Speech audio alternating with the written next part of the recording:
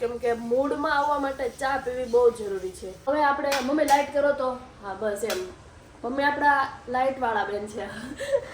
ઓલા નાના છોકરા એમ ને મમ્મીને બધી ફરિયાદ કરી દે ગાડી ફરિયાદ કરે એ મમ્મી બપોરે મસ્ત ભીંડાનું શાક બનવાનું છે. કચરાવાળા તો છોકરા લગન આવી ગયા એમ એ મારો છોકરો કે તો એ વિકાસ છોકરી બોલતો નહીં. ભીંડો એડ કરી દેવાનો છે. ભીંડાને બહુ મિક્સ નથી કરવાનું. આપણે લોકો શૂટ પર આવી ગયા છે અને આપણો ફોટોગ્રાફર આવી ગયો છે. Hey guys, good morning, welcome back to Janvi's vlog. I hope તમે બધા મસ્ત હશો અને ઢીંચક હશો. મસ્ત સવાર થઈ ગઈ છે અને આ બાજુ જો કાળીબેન બ્રશ કરે છે અને અમે બે હજુ ઉઠ્યા છે અને વરસાદ બહુ છે બહાર. જો વરસાદ છે ને બહુ છે એટલે કાળીબેન ઓફિસે નથી ગયા, સોરી કોલેજે નથી ગઈ અને બસ આજે અમે લોકો 10 વાગ્યા સુધી સૂતા આરામ કર્યો અને હવે આપણે વ્લોગની શરૂઆત કરી દીધી છે મસ્ત. તો પહેલા તો હવે આપણે મમ્મી લાઈટ કરો તો હા બસ એમ મમ્મી આપણા લાઈટ વાળા બેન છે.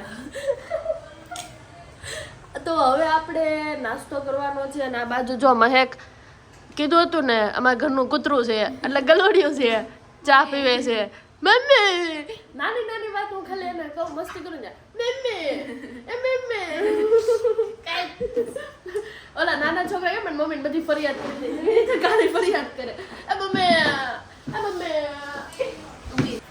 આ કાળી શું જોશો હે મમ્મી. મહે કેવું કે બાર બાયું બહુ કકડાટ કરતી હતી. હું કામ કકડાટ કરતી હતી? મારા વિડીયો લીધે ઈ કે કેમ હું છું તું? ઈ તો એમ બેને મળ્યું કે ધનું કેમ આમાં બતાવીશ.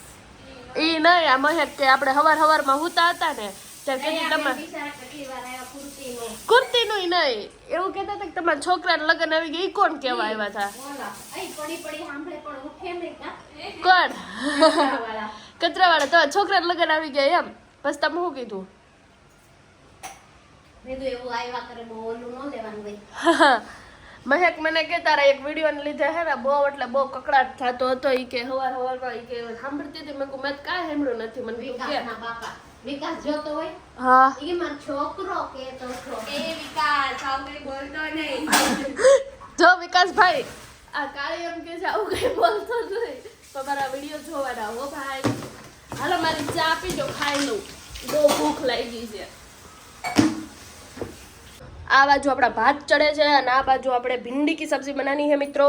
ભીંડાનું શાક બનાવવાનું છે અને એ પણ હું મારી સ્ટાઇલમાં બનાવીશ મસ્ત કાંદા નાખીને એકદમ ટકાટક. ચાલો પહેલા આપણે છે ને ભીંડાનું શાક બનાવે. અલા કાળુ બેન ફોન પકડ. તારે તારું મોઢું નથી બતાવું યાર. ભીંડાનું શાક ગરમ પેન કરવાનું છે. એમાં થોડુંક નાખવાનું છે તેલ. 2 ટેબલસ્પૂન તેલ નાખીશું અને પછી આપણે ઓનિયન ને પણ એમાં નાખવાના છે. ઓનિયન આવે ઓનિયન અલા કાંદા નાખવાના છે મિત્રો, કાંદા. બસ તેલ ગરમ થવા દઉં, જીરું કાઢી લઉં. દેખ રહા હે કે મેરા બસ બહુ બધું નહીં લેવાનું. નમક નાખશું, સોલ્ટ, સ્વાદ અનુસાર નમક. ખબાખબ ગયા. જો કાંદા આપણા કેટલા મસ્ત થઈ ગયા છે અને હવે આમાં આપણે ભીંડો નાખવાનો છે. और थोड़े होने दो पिंक ઓકે કાલી. गाइस. અને કાંદા આપણે થઈ ગયા છે. હવે આમાં આપણે ભીંડો એડ કરી દેવાનો છે અને ભીંડાને બહુ મિક્સ નથી કરવાનું નતર શાક છે ને બહુ ચીકણું થાય. જેમ છે ને એમને રહેવા દેવાનું છે અને ઉપર ઢક્કન ઢાંકી દેવાનું છે એટલે છે ને બફાઈ જશે અને આમ નોર્મલી રહેવા દેવાનું છે અને છૂટું ભીંડાનું શાક થશે. આપણો ભીંડો થોડોક બફાઈ ગયો છે. હવે આને નોર્મલી હળવા હાથે મિક્સ કરવાનું છે જેથી શાક જો આપણો ભીંડો મસ્ત શેકાઈ ગયો છે અને કાંદા જો કેટલા મસ્ત બ્રાઉન થઈ ગયા છે અને આને નોર્મલી આપણે હે ને મિક્સ કરવાનું છે કેમ કે આ નતર શાક ચીકણું થશે એટલે. અને પાછું મિક્સ કરીને પાછું ઢાંકણું ઢાંકી દેવાનું છે અને પાછું બાફકા મૂકી દેવાનું છે. ભલે આડો. મહેક માર ખાઈ ગયો. खाएगी महक मार खाएगी. इसको पहचानो कौन है? मेरी मम्मी मराठी है. मुंबई से है मेरी बहन. मेरी मम्मी गांव से है. इसका जन्म मुंबई में हुआ है और ये मुंबई की है इसलिए ऐसी है. बड़े चढ़ने वाली तेरा नाम तो बता.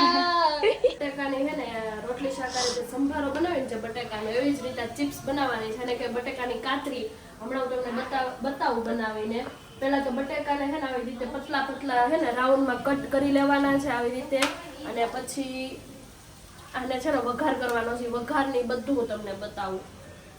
ભીંડાનું આવશે. મસ્ત કડકડિયું શાક રેડી થઈ ગયું છે. જો મસ્ત થઈ ગયું છે એકદમ ચુટ્ટું. क्या बोलते हैं हिंदी में? लबेदार, लसेबेदार હું બોલાય? જો બટાકાની કાતરી બનાવવાની છે. આપણે તેલ નાખી દીધું છે, આને કે બટાકાનો સંભારો ને મરચાઈ નાખી દીધી છે, રાઈ નાખી દીધી છે. હવે બટાકા આપણે પતલા પતલા જે કાપ્યા છે ને એ નાખી દેવાના છે. જો આ બધા બટાકા નાખી દેવાના છે. આને છે ને એકદમ બ્લેક કલર ના અને કડકડિયા ખાવા દેવાના છે. આપણે બ્લેક એટલે હવે બાળી નથી નાખવાના હો, બ્રાઉન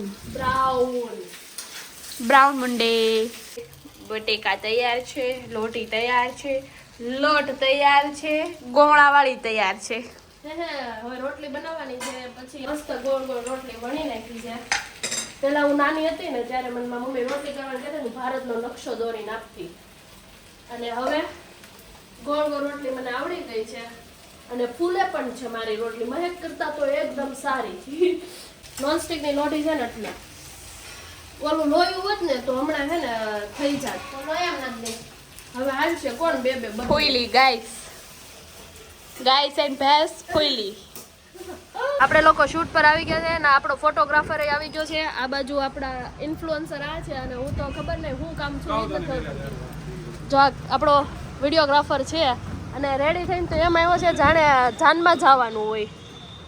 ઓકે, આપણું શૂટ કમ્પ્લીટ થઈ ગયું છે અને હવે લોકો આપણે ઘરે આવી ગયા છે અને મસ્ત આરામ કરશું. ચાલો, જો મમ્મી જોડે આવી ગઈ છું દરણું દળાવવા માટે.